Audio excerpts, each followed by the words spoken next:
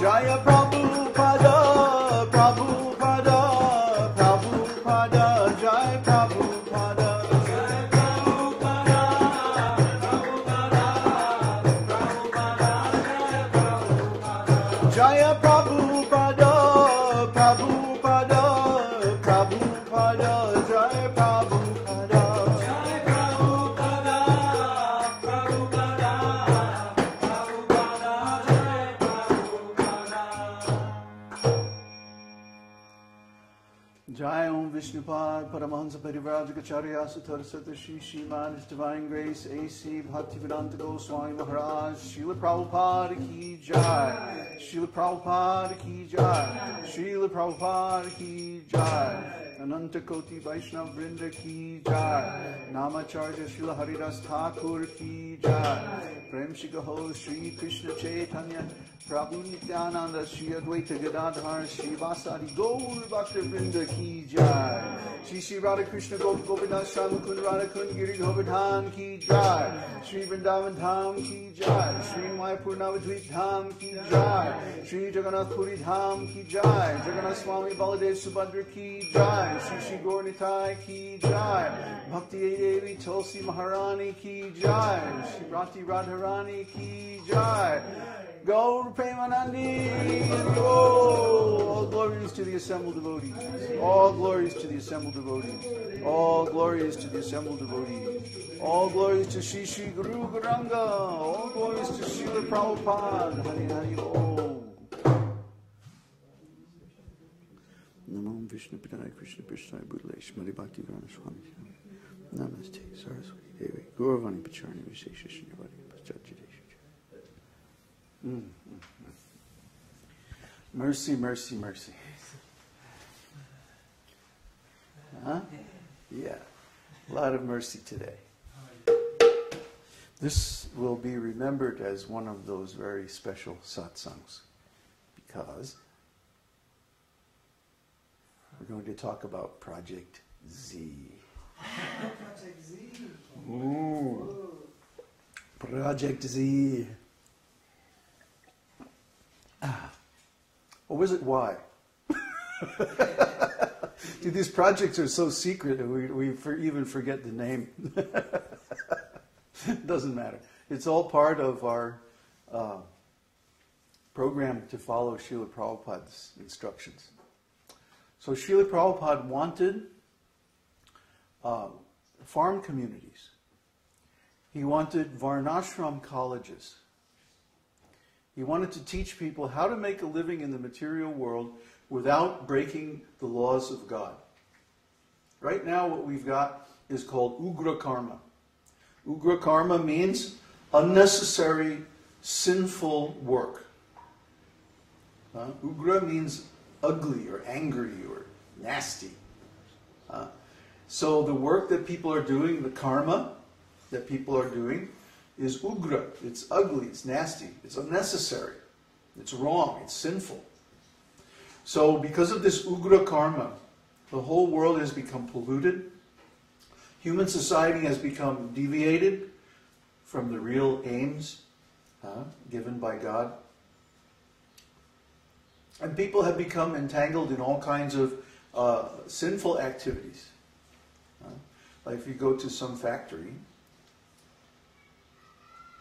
immediately, first thing, what do you see? The lunch wagons outside selling all kinds of meat products and other nasty things. And then if you look a little deeper, over in the corner, there's some rascal standing there selling dope. Usually speed. Why? Because they have to work so hard. So the workers are all hooked on speed. Go to any rural town in America today, any manufacturing center in America today, and you will find that more than half of the workers are using methamphetamine and similar drugs. Crack cocaine, like that. Well, why? Because they have to work so hard. Where do they get the energy? Because this is all ugra-karma. Actually, nobody wants to do this work. It's unnecessary. It's unpalatable. It's not tasteful for the soul. It's not elevating. It's degrading. So Śrīla Prabhupāda wanted to show us how to live simply in harmony with the land and God. How to live on the earth but not be of the earth. How to live in the material world without creating sinful reactions. And this is the essence of the Vedic lifestyle. Land and cows. Live peacefully on the land, raise your own food, or at least the majority of your own food, and then what you don't need, trade it for the things that you can't raise locally. Very simple. But what's the power of this lifestyle? It means that every person, every family at least, or every village at least, has access, direct access to the tools for making their own livelihood. Right now with the corporate society, what has happened is everybody's living in the cities, packed into these little apartments, and the actual tools of making a living, raising food and building things and trade and so on, belong to the corporations. The corporations have stolen all the land, stolen all the value, stolen all the wealth from the people. And now they're being held in these big impersonal, abstract organizations that only exist on paper, actually. If anybody can show me a company, but no, you can't show me a company. You can show me a building, maybe, that's owned by a company. You can't show me a company, because a company is an abstraction. It's just a bunch of words on paper, contracts, agreements, and stuff like that. It doesn't even really exist. But yet, we have created this fiction. In fact, it's even called, when you apply for a corporation, the first thing you have to do is register a fictitious name. A fictitious name. Acme Corporation. And then just like, you know, the coyote in the Roadrunner cartoons, people buy the products from this Acme Corporation, and what do? They blow up in your face. And then you have to buy another one. You see? Because in a world where individual craftsmanship is valued, and where you know the person who makes all the products that you use, if something goes wrong, what do?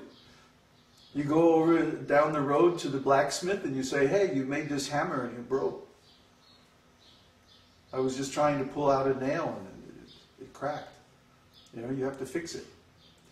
But now if you buy a hammer in the store and it breaks, what do? You go back and they say, well, it's not our fault, it's the manufacturer's warranty. You have to send it back to China for a replacement.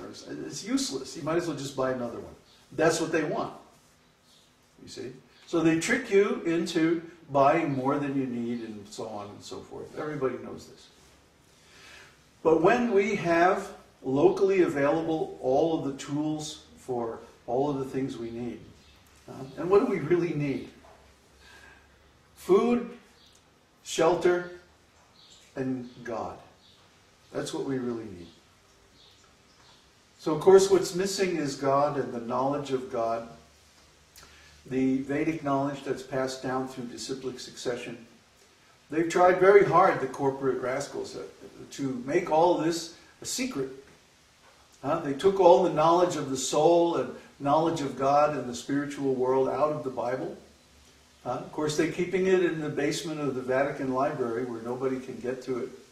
They made it such a big secret that even they forgot. So they don't know. They're saying, we are the spiritual authorities, but actually they don't know. If you ask them to explain what is the soul, they can't tell you. The very first question that is examined in the Vedic literature, and the rascals, they cannot tell you. What is the meaning? And then there's all these people called psychiatrists, psychologists. It comes from the Greek word psyche, which means soul. So they're supposed to know about the soul, but if you ask them, what is the soul? They say, oh, there is no soul. It's just an imaginary, old-fashioned thing. It doesn't mean anything. Rascals. Really, they're terrible. So what are we doing? We're reintroducing this knowledge of the soul into human society. And we have a plan. We have a plan called the Varṇāśrama College. This plan was created by Śrīla Prabhupāda. It's not our speculation, but it's given to us by our guru, our spiritual master. And he wanted to show the world how to live very simply on the land, raise your own food, and be close to God. So, like everything in this world, this concept needs to be adjusted for the present time and circumstances. So instead of calling it the varṇāśrama college, which nobody will understand what it means, we want to call it the School of Sustainable Agriculture. Sustainable agriculture is a big thing nowadays. The problem is that nobody knows how to do it. We have lost the experience, lost the know-how. In the past, for example,